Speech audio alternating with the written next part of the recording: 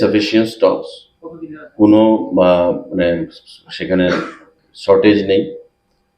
Petrol ডিজেলের একটা মাঝখানে সমস্যা ছিল, আপনারা জানেন, আসামের সেই ডিসরাপশন হয়েছে একটা র্যালিতে, ন্যাচারাল কারণে সেখানে রেলওয়ে ট্র্যাক সেটা ডিরেল হয়ে গেছিল, কিন্তু তারপরে যুদ্ধকালীন তৎপরতায় কাজ হয়েছে এবং আমরা প্রত্যেকের সহযোগিতায় আমরা সেটাকে সারাতে পেরেছি।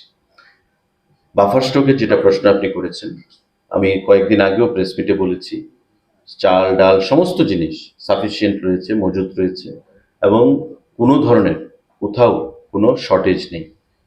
আমরা আশ্বস্ত করতে চাইছি আবারও রাজ্যবাসীকে, যেই বর্ষার মরশুমে আমাদের যা স্টক রয়েছে তা আমরা ভালোভাবেই মানুষের জন্য কোনো অসুবিধা না হয় সেদিকে লক্ষ্য রেখে কাজ করছে আমাদের অফিসিয়ালরা, এবং কোথাও কোনো জিনিসের সেখানে অভাব হবে না।